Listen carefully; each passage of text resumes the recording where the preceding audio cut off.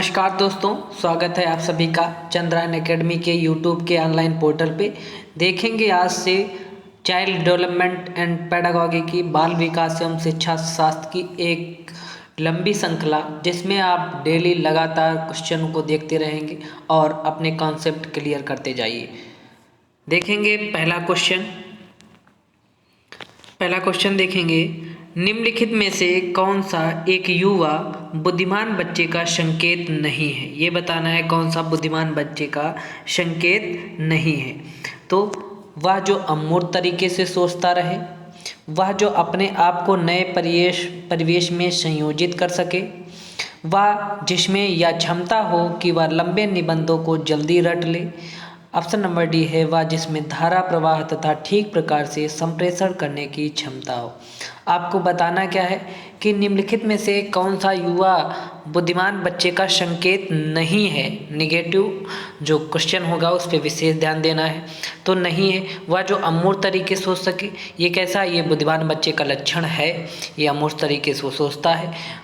ठीक है, वह जो अपने आप को नए परिवेश में संयोजित कर ले, ये भी बुद्धिमान बच्चे का सोचने का तरीका है, परिवेश साजित करना, ये बुद्धिमान बच्चे का लक्षण है। उसमें पूछा क्या है, नहीं है वह जिसमें यह क्षमता हो कि लंबे निबंधों को जल्दी रट ले। जो रटने चीज़ें हैं ये क्या निगेटिव होती हैं, और क्वेश्चन में पूछा भी क्या है, निगेटिव बताना है। तो पहले क्वेश्चन का राइट आंसर क्या होगा, वह जिसमें यह क्षमता हो कि वह लंबे निबंधों को रट ले। ऑप्शन नंबर सी इसका राइट आंसर होगा। ठीक है, पहले क्वेश्चन का right answer option number C. देखेंगे दूसरा क्वेश्चन, निम्नलिखित में से कौन अधिगमकर्ताओं में से रचनात्मकता को प्रोत्साहित करता है। विद्यालय के आरंभिक समय से लक्ष्य को प्राप्त करने पर जोर, परीक्षा में अच्छे अंक प्राप्त करने के लिए विद्यार्थियों को कोचिंग। ऑप्शन सी विद्यार्थियों को अच्छी शिक्षा के व्यवहारिक मूल्य पढ़ाना।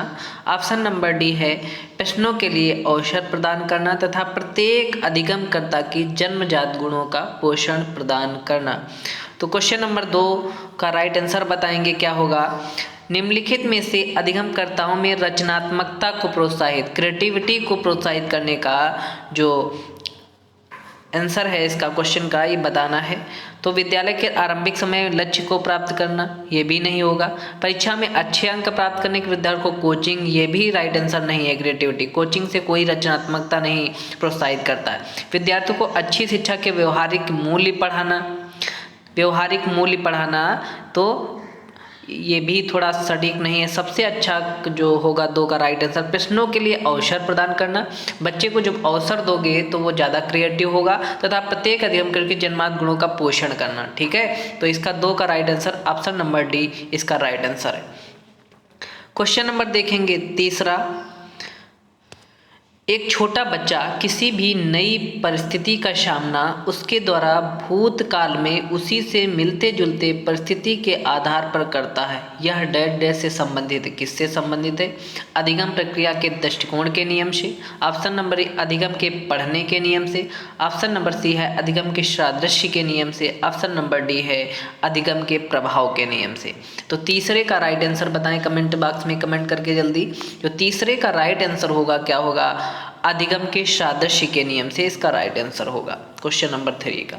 देखेंगे अगला क्वेश्चन नंबर 4, मूल्यांकन को एक उपयोगी तथा रुचिकर प्रक्रिया बनाने के लिए व्यक्ति को बारे में सावधान होना चाहिए। ऑप्शन नंबर फर्स्ट है विद्यालय तथा गैर विद्यालयी सीमाओं में विद्यार्थी के अधिगम के बारे में सूचनाओं को एकत्रित करने के बहुत सारे माध्यमों का प्रयोग करके। ऑप्शन नंबर बी है प्रतिपुष्टि देने के तकनीकी भाषा का प्रयोग करके। ऑप्शन नंबर सी है विभिन्न विद्यार्थियों के बीच तुलना करने।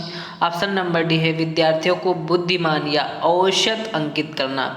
तो क्वेश्चन नंबर 4 का राइट आंसर बताएंगे। तो क्वेश्चन नंबर 4 का राइट आंसर होगा ऑप्शन नंबर फर्स्ट, विद्यालय तथा गैर विद्यालयी सीमाओं में विद्यार्थियों के अधिगम के बारे में सूचनाओं को एकत्रित करने के बहुत सारे माध्यमों का प्रयोग करके। इसका राइट आंसर होगा ऑप्शन नंबर ए। क्वेश्चन नंबर देखेंगे 5। ठीक है, क्वेश्चन नंबर देखेंगे 5। 5 नंबर देखेंगे क्वेश्चन, थोड़ा छोटा कर लेते हैं। एक शिक्षक अपनी लोकतांत्रिक प्रकृति के कारण बच्चों को पूरी कक्षा में बैठने देती है। कुछ साथ बैठते हैं तथा चर्चा करते हैं और कुछ समूह में अध्ययन करते हैं।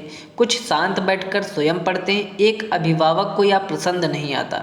इस परिस्थिति से निपटने के लिए निम्नलिखित में से कौन सा सबसे सर्वोत्तम तरीका हो सकता है? ऑप्शन नंबर फर्स्ट है, अभिभावक को शिक्षक पर विश्वास रखना चाहिए तथा शिक्षक के साथ इस समस्या पर चर्चा करनी चाहिए। ऑप्शन नंबर बी है, अभिभावकों को विद्यालय से बच्चों को निकाल लेना चाहिए। ऑप्शन नंबर सी है, अभिभावकों को प्रधानाचार्य से शिक्षक के खिलाफ शिकायत करनी चाहिए। ऑप्शन नंबर डी है, अभिभावकों को प्रधानाचार्य से उनके बच्चों का अनुभाग बदलने की गुजारिश करनी चाहिए। क्वेश्चन नंबर 5 का राइट आंसर कमेंट बॉक्स में कमेंट करके जल्दी बताएं। बताते हैं आपको इसका राइट आंसर। तो क्या है, अगर कोई अभिभावक है और शिक्षक, तो क्या करना चाहिए अगर उसका बच्चा क्या है, उसमें देख क्वेश्चन में बहुत सारा कुछ कहा गया है कि बैठने देती है और चर्चा करते हैं, समूह में अध्ययन करते हैं, कुछ शांत बैठकर स्वयं पढ़ते हैं और अभिभावक को ये पसंद नहीं आता। तो इससे क्या करेंगे, अभिभावक को शिक्षक पर विश्वास रखना चाहिए तथा शिक्षक के साथ इस समस्या पर चर्चा करनी चाहिए। किसी चीज़ का हल तभी निकलेगा जब हम उस पर चर्चा करेंगे। तो 5वें का right answer option number A होगा। और देखो निगेटिव आंसर कैसे छांटते हैं वो भी बताते हैं आपको। अभिभावकों को विद्यालय से निकाल लेना किसी का हल नहीं। अगर आप सोच रहे हैं कि इस विद्यालय से बच्चों को निकाल लेंगे तो क्या आपको ये पता है कि दूसरे विद्यालय में जाएंगे तो ऐसा नहीं होगा। लेकिन ये कोई अच्छी बात नहीं है। चर्चा करना, साथ बैठे समूह में अध्ययन करना, ये अच्छी बातें हैं। तो ये इसका क्वेश्चन नहीं होगा। अभिभावकों को प्रधानाचार्य से शिकायत करनी चाहिए। अब गलती कोई कर रहा है, शिकायत किसी से करोगे तो जब उसको कोई चीज़ बताओगे तो वो वही जो गलती कर रहा है वो इम्प्रूवमेंट उसमें करेगा। तो ये भी नहीं होगा। अभिभावक को प्रधानाचार्य के बच्चों का अनुभाग की गुजारिश करनी चाहिए, ये भी राइट आंसर नहीं। तो 5वें का right answer option number A होगा। क्वेश्चन नंबर देखेंगे 6।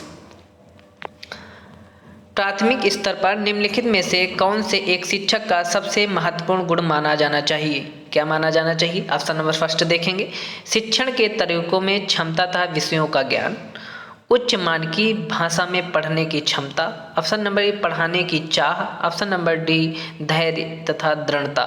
तो 6 का राइट आंसर बताएंगे। तो 6 क्या, जो प्राथमिक स्तर पर है निम्नलिखित में शिक्षक का सबसे महत्वपूर्ण गुण क्या माना जाना चाहिए? शिक्षण के तरीकों में क्षमता तथा विषयों का ज्ञान, ये भी इतना अच्छा नहीं, सही सटीक नहीं। उच्च मान की कक्षा में भाषा पढ़ने की क्षमता, ये भी नहीं। पढ़ने की चाह, ये भी नहीं। धैर्य एवं दृढ़ता, आप जानते हैं जब प्राथमिक विद्यालय मतलब 1 से लेकर 5 तक जब छोटे बच्चे होते हैं उनके प्रति आप बच्चे की कितनी बार गलती, एक शब्द सिखाने के लिए 100 बार लग सकता है उनको बताना। तो धैर्य एवं दृढ़ता सबसे क्या है, महत्वपूर्ण गुण है एक शिक्षक का। तो 6 का right answer option number D होगा। क्वेश्चन नंबर देखेंगे 7। अधिगमकर्ताओं को पुनरावृत्ति या याद करने में मदद करना जो उन्हें पहले से याद हो महत्वपूर्ण है, क्योंकि ऑप्शन नंबर फर्स्ट है, या किसी भी कक्षा हिदायत के लिए आरामदायक शुरुआत होती है। ऑप्शन नंबर बी, या अधिगम बढ़ाने के लिए पूर्व ज्ञान से नई सूचना को जोड़ता है। ऑप्शन नंबर सी है, पुराने पाठ का अभ्यास करने का यह प्रभावशाली तरीका है। ऑप्शन नंबर डी, या अधिगमकर्ता की याद को बढ़ाता है तथा इस प्रकार अधिगम को मजबूत करता है। 7 का राइट आंसर बताएंगे। तो 7 का राइट होगा ऑप्शन नंबर होगा बी, या अधिगम बढ़ाने के लिए पूर्व ज्ञान से नई सूचनाओं को जोड़ता है। ऑप्शन नंबर बी इसका राइट आंसर होगा। देखेंगे क्वेश्चन नंबर 8, ये है आज का last question.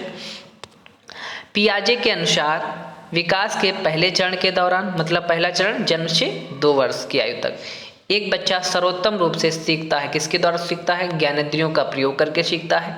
Option number B, तटस्थ शब्दों को समझ कर सीखता है। ऑप्शन अमूर्त रूप में सोच कर सीखता है। या ऑप्शन नंबर डी, भाषा के नए अर्जित ज्ञान को लगा कर सीखता है।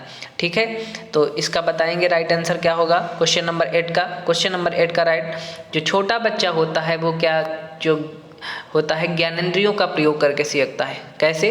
अब वो कोई चीज़ देखेगा, जैसे कोई चीज़ उसकी मम्मी या पापा कुछ कर रहे हैं तो वही बच्चा वो करने की कोशिश करता है। तो क्या वो देख कर कोई चीज़ सीखता है या उसको बताया जाता है? वो अधिकतर ज्ञानेंद्रियों का प्रयोग करके। जैसे ज्ञानेंद्रियाँ क्या है, कान सुन करके, आँखों से देख करके और किसी ये जो चीज़ें हैं इसके द्वारा जो हो ये बच्चा सीखता है। जो कौन सा, जो पहले चरण के दौरान जन्म से लेकर 2 वर्ष। पियाजे के अनुसार पियाजे ने 4 अवस्थाएं बताई है, ठीक है। इसके बारे में हम डिटेल से अगली वीडियो में चर्चा करेंगे। ये थे हमारे 8 क्वेश्चन आज। अगर मेरे चैनल पर नए हैं तो चैनल को सब्सक्राइब करें, बेल आइकन को प्रेस करें, जिससे कि लेटेस्ट वीडियो आपको जल्द से जल्द मिलती रहे। ऐसी ही लगातार श्रृंखला देखने के लिए चैनल पर बने रहें। Thanks for watching Chandra N academy.